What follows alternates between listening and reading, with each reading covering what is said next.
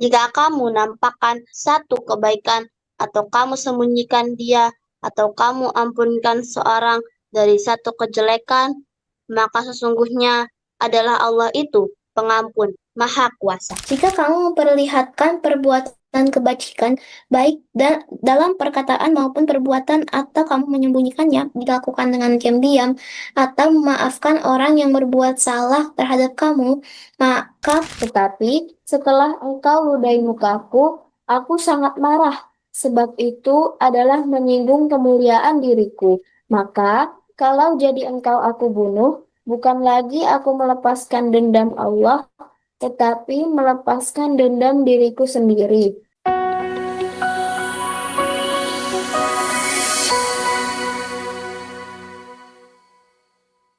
Assalamualaikum Ustaz. Waalaikumsalam warahmatullahi wabarakatuh. A'udzu billahi minasyaitonir rajim. Bismillahirrahmanirrahim. In tubdu khairan aw tukhfuhu aw ta'fu an su' aw ta'fu an su'in fa innallaha kana 'afuwan qadira. Shadaqallahul azim. Terima kasih Ustadz. Sebab itu, buah dari ayat ini ialah menghasung kita supaya lebih banyak memberi maaf dan jangan suka menimbulkan kata-kata yang membawa kotor. Artinya, jangan mengotori diri sendiri dengan mulut yang gatal. Maka dapatlah disimpulkan rangkai kedua ayat ini, yaitu Allah tidak suka orang yang menyatakan dan membicarakan hal-hal yang kotor kecuali dia sedang teraniaya. Tetapi kalau seorang yang teraniaya itu memberi maaf dan tidak dia mengeluh karena penganiayaannya, serta menyerahkan saja segala urusan itu kepada Allah yang Maha Bijaksana, maka sesungguhnya Allah pemaaf atas yang bersalah dan Maha Kuasa memberikan ganjaran yang setimpal kepada orang yang suka menganiaya. Berkata Ar-Razi dalam tafsirnya, ketahuilah bahwa tali pengikat kebaikan itu betapapun banyak cabang-cabangnya, namun dia hanya tersimpul dalam dua hal. Pertama, bersikap ikhlas kepada Allah dan berbudi baik terhadap sesama makhluk. Maka yang berhubungan dengan sesama makhluk itu terbagi dua pula. Pertama, menyampaikan manfaat kepada mereka dan menghambat mudarat dari mereka. Pangkal ayat memperlihatkan kebajikan atau menyembunyikannya. Maksudnya ialah untuk menyampaikan yang manfaat kepada mereka. Dan maksud ayat dan kamu memberi maaf atas suatu keburukan ialah menolak kemudorotan dari mereka. Dalam kedua kalimat inilah tersimpul segala macam kebaikan dalam kehidupan bermasyarakat ini dan segala amal yang berfaedah. Berkata pula Ibnu Katsir dalam tafsirnya tersebut di dalam satu pesan Rasul bahwasanya malaikat-malaikat yang memikul arasy ilahi itu selalu mengucapkan tasbih kepada Allah. Setengah mereka bertasbih sambil berseru, amat suci Engkau ya Allah, karena pergi berseru, amat suci Engkau ya Allah atas luasnya ampun-Mu. Sesudah begitu besar kekuasaan-Mu. Tersebut dalam suatu hadis yang sahih, mana qasat shadaqatum mimma wa ma zadallahu abdan min afwin illa izza wa ma tawadhu'a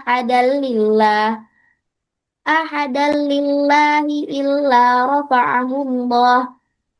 Artinya, sedekah tidaklah akan mengurangi harta benda yang ada, dan hamba Allah yang sudi memberi maaf, tidaklah akan ditambahkan Allah untuk dia, melainkan kemudian juga Dan seorang yang rendah hati atau tawadhu karena Allah tidaklah akan hilang, melainkan akan diangkat Allah jua martabatnya. Eh, Tadi saya memperhatikan tentang khairon gitu Ustaz, di sini. Khairon Ya, dari terjemahan ulama Nusantara. Dalam Al-Quran itu kan khairon itu lawan katanya syar, syar.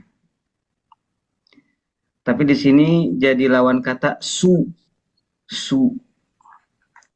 Jika kamu tampakkan kebaikan atau kamu sembunyikan atau kamu maafkan suatu kesalahan, maka sesungguhnya Allah Maha Pemaaf lagi Maha Kuasa. Ujung ayat 149, di ujung ayat Allah menunjukkan sifatnya yang mulia yaitu pemaaf. Maka Allah menganjurkan kepada orang mukmin supaya meniru sifat Allah itu. Dan di ujungnya sekali, Allah pun menerangkan bahwa Dia Maha Kuasa. Artinya, jika seseorang memberi maaf bukanlah karena kelemahan, tetapi karena kekuasaan. Begitulah sifat Allah. Inilah hendaknya yang dipegang oleh mukmin, yaitu al-afwu indal al-afwu inda al-maqdarah, memberi maaf dalam keadaan berkuasa buat membalas.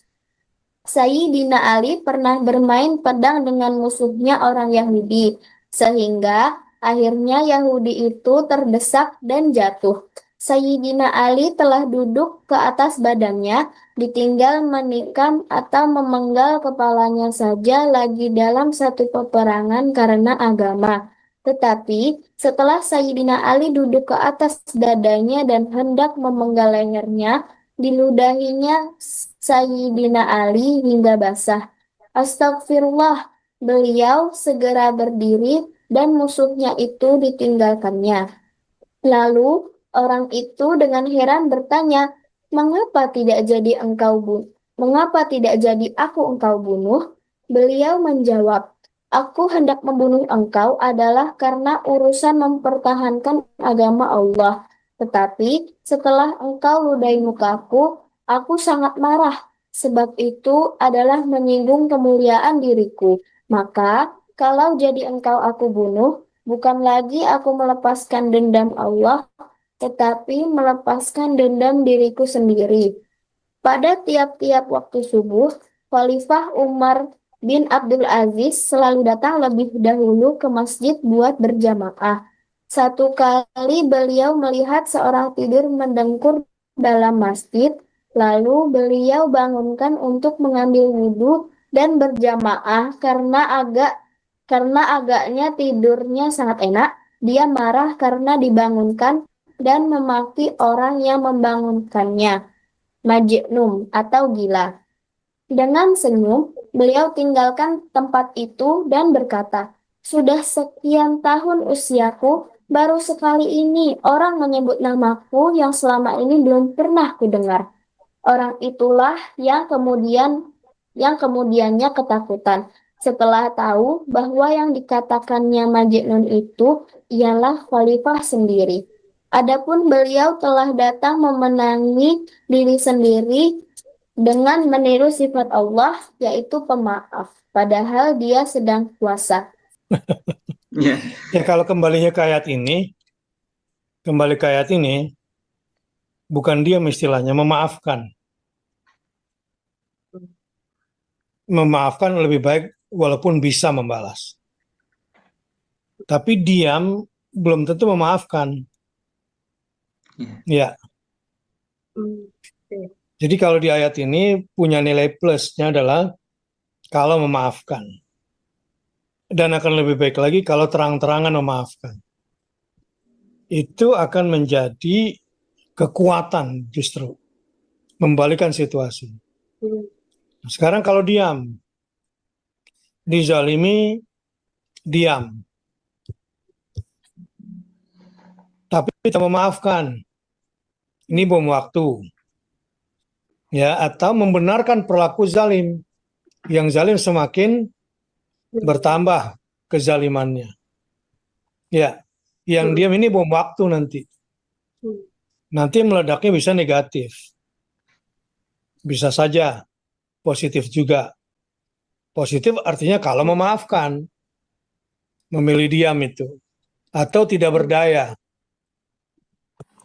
Maka kalau pertanyaannya seperti itu, saya memilih unsur akhaka zaliman atau mazluman, gitu bahasa Nabi.